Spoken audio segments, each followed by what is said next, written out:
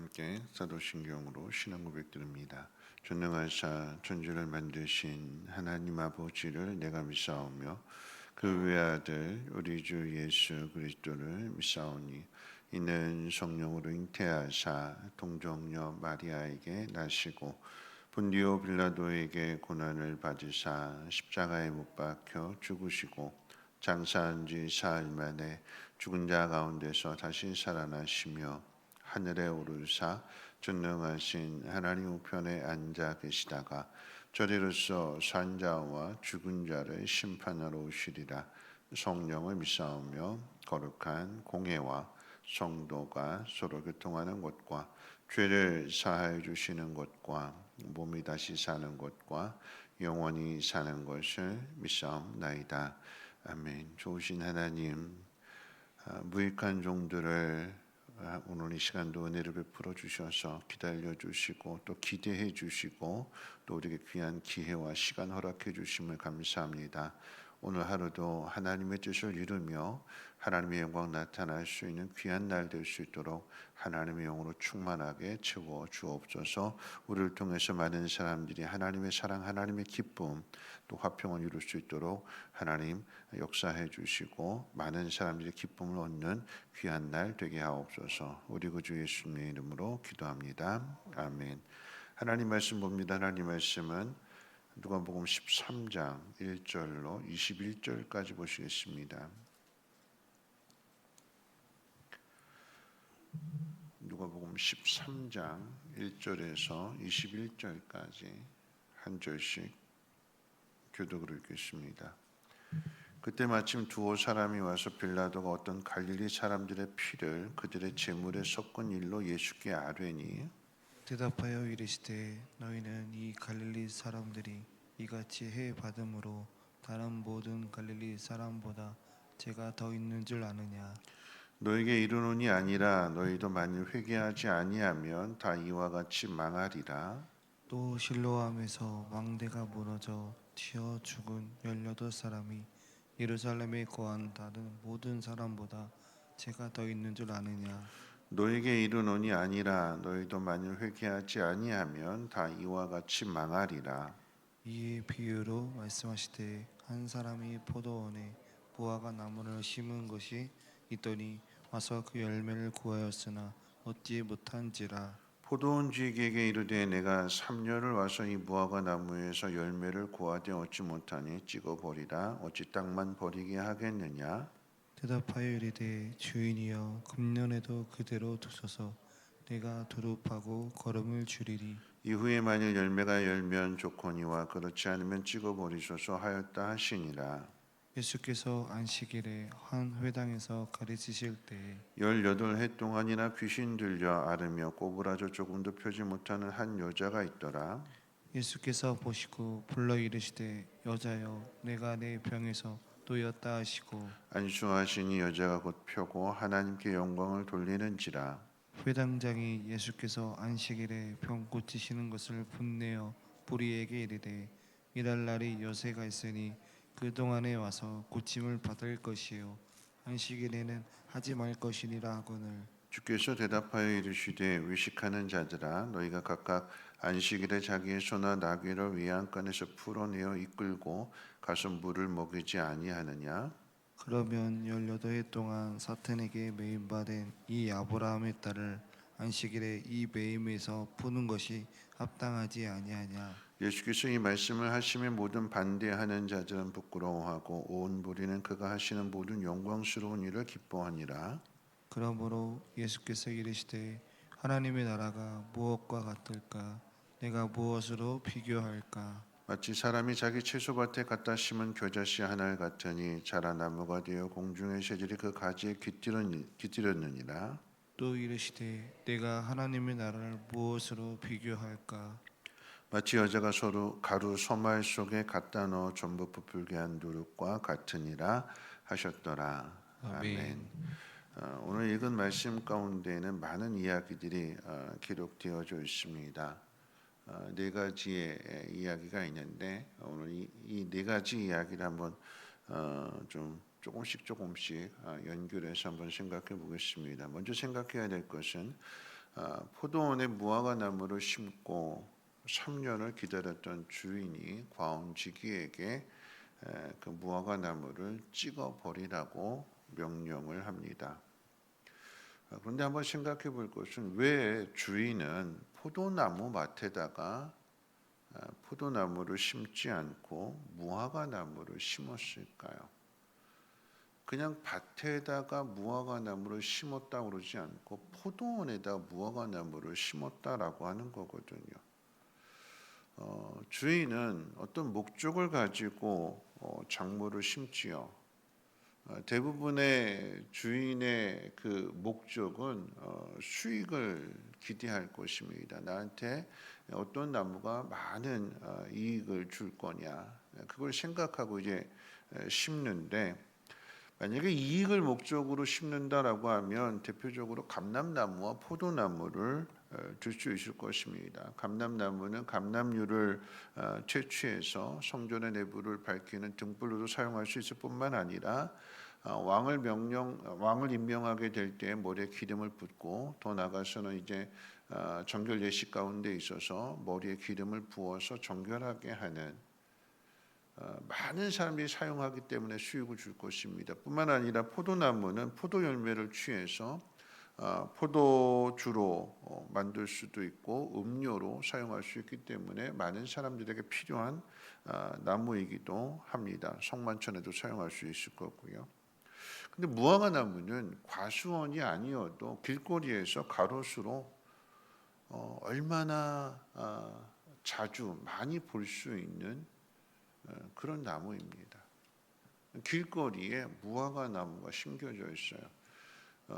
지난번 캄보디아 선교사님 오셔가지고 하는 이야기가, 캄보디아는 망고 나무가 가로수로 이렇게 심겨져 있대. 그래서 망고가 워낙 많아가지고 발로 차고 다닐 정도로 그렇게 한다고 그러는데, 이스라엘은 무화과 나무가 그래요. 무화과 나무가 가로수가 길에 있어서 배고픈 사람들, 가난한 사람들, 나그네들이 그 무화과 열매를 통해서 그 배를 채우게 되는, 얼마든지 길거리에 볼 수 있는 나무인데 왜 포도원에다가 이 무화과 나무를 심었을까요?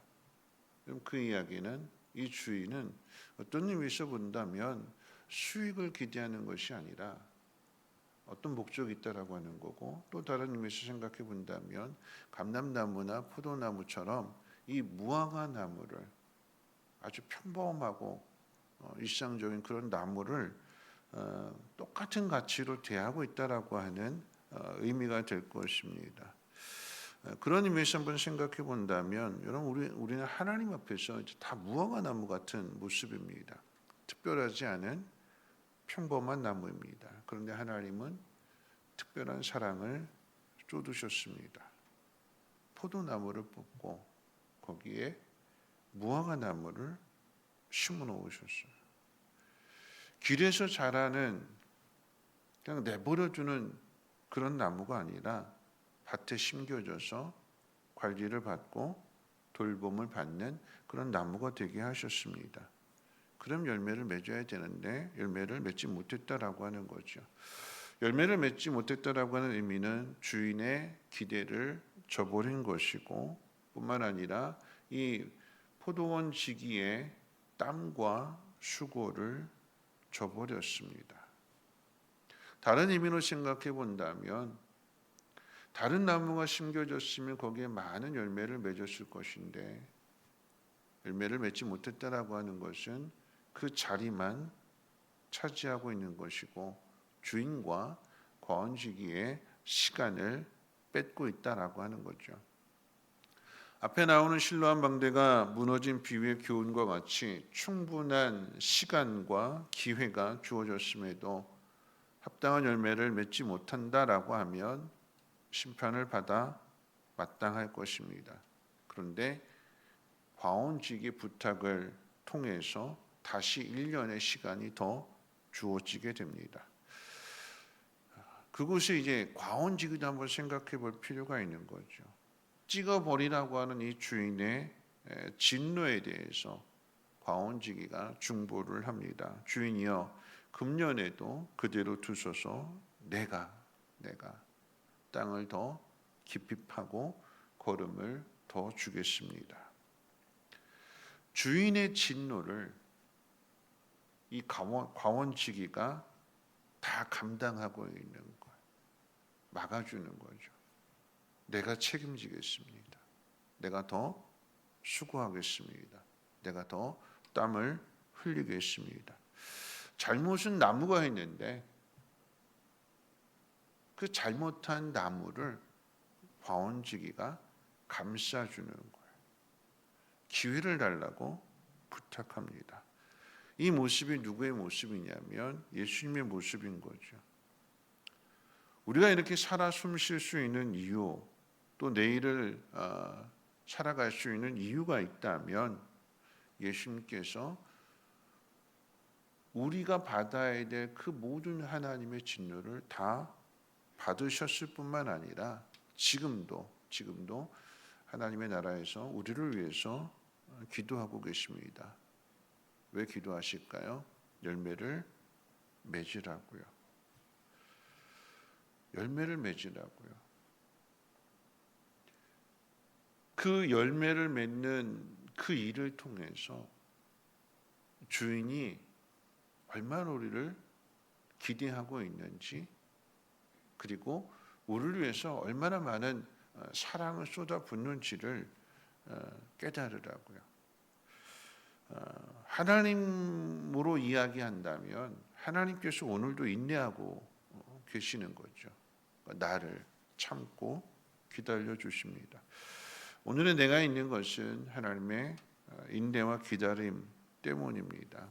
아니, 사랑 때문입니다. 3년이나 기다렸는데 열매를 맺지 못한 그 나무를 다시 또 이런 기다려주는 거예요. 그래서 마침내 거기에 열매가 맺혀졌다라고 하면 주인은 크게 기뻐할 것입니다. 그 기쁨은 지난 3년의 그 모든 아픔을, 그 실망을 다 잊게 되는 큰 기쁨이겠죠. 주인에게는 비록 나무가 얼마만큼의 열매를 맺었느냐 그게 중요하지 않습니다. 열매를 맺었다라고 하면 열매를 맺지 못했던 나무가 열매를 맺었기 때문에 주인은 크게 기뻐하게 될 것입니다. 이제 그게 사랑인 거죠. 주인의 그 사랑, 그리고 과원지기의 그 사랑, 너무나도 기뻐하는, 활짝 웃는 그 모습을 만약에 나무가 의인화되어서 그것을 본다면, 그것을 안다면 그 마음속에 어떤 마음일까요? 미안하고 고맙고, 그러면서 내가 더 많은 열매를 맺어야 되겠구나 하는 그런 마음을 갖지 않을까요? 내가 앞으로 더 잘해야겠다라고 하는 생각을 갖지 않을까요? 주인의 사랑, 과원지기의 사랑과는 비교할 수 없겠지만 무화과나무의 사랑이 시작이 된 것입니다. 주인을 향한 열매를 맺는다라고 하는 의미는 그런 의미예요. 오늘 말씀 한번 정리해 본다면 뒤에 나와 있는 그 다음에 이야기는 뭐냐면 나무에 대한 이야기가 아니라 실질적으로 18년 동안이나 귀신 들려서 허리가 꼬부라져 있는 한 여인을 예수님께서 고쳐주십니다. 근데 그날이 안식일이래요. 그 모습 속에서 함께 막 기뻐하고 하나님 앞에 찬양하는데, 근데 그 중에 회당장이 분노했다고 그랬어요. 분노했다고.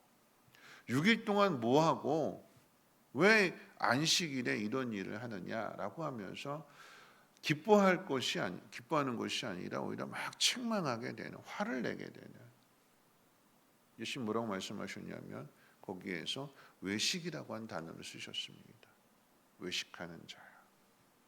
외식이 뭘까요? god만.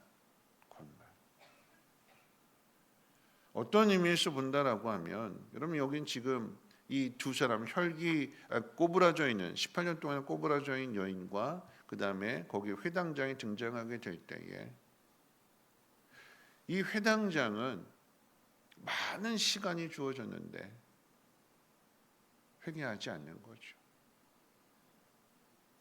하나님 앞에 영광을 돌려야 되고 하나님의 뜻이 무엇인지를 잘 깨달아야 되는데 자기 자신은 누구보다도 하나님의 일을 열심히 하고 있다고 생각하고 있는 거예요. 그러니까 지금 회당장으로서 안식일 날 아무것도 하면 안 되는데 안식일 날 고침받았다고 막 기뻐하고 즐거워하고 하는 그 모습을 보게 되니까 화를 내게 되는 것. 자기 나름대로는 열심히 한다고 하는데 하나님이 기뻐하시는 열심은 아니었던 거죠. 그게 외식입니다. 마지막 이야기는 뭐냐면 그러므로라고 이야기해요. 그러므로라고 하는 것은 앞에 있는 모든 이야기에 대한 결론이 되는 거죠. 결론은 뭐라고 이야기하냐면 겨자씨의 비유를 이야기하는 것이고 그 밀가루를 부풀게 하는 누룩에 대한 그 비유를 이야기합니다. 무슨 이야기냐면 작은 건데 그 작은 것이 자라서 나무가 되고 공중에 나는 새도 와서 잠깐 쉼을 얻을 수 있다라고 하는 것은 영향력이 되는 거죠. 누룩도 마찬가지예요. 그 조그만 누룩 하나가 그 전체 밀가루를 부풀게 하는 이 영향력.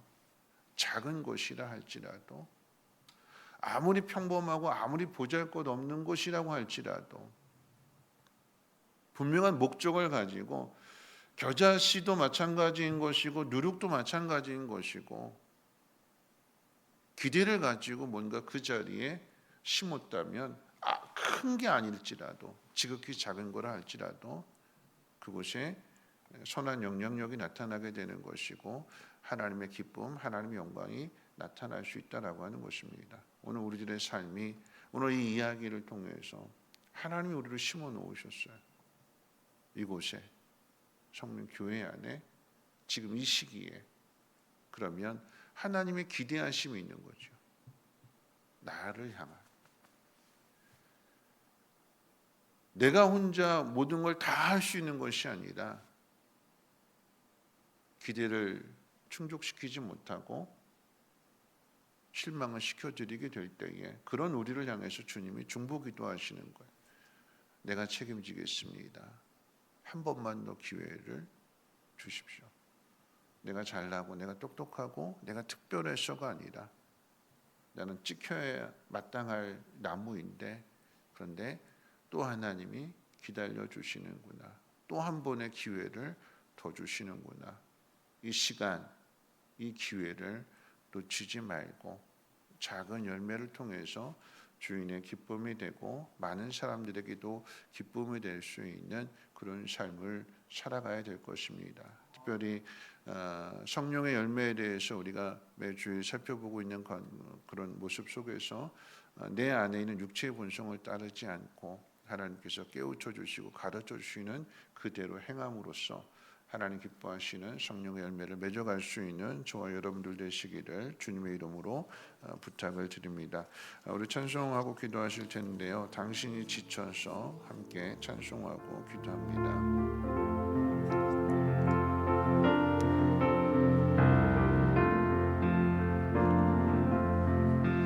당신이 지쳐서 기도할 수 없고 눈물이 빗물처럼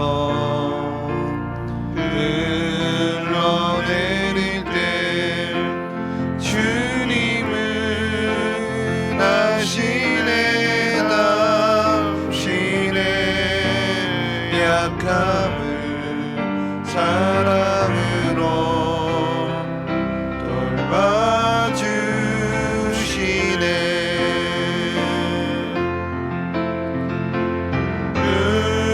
누군가 널 위하여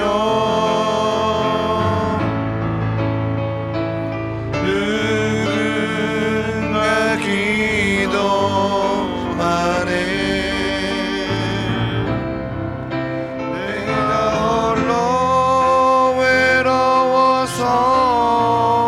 마음이 무너질 때 누군가 널 위해 기도하네.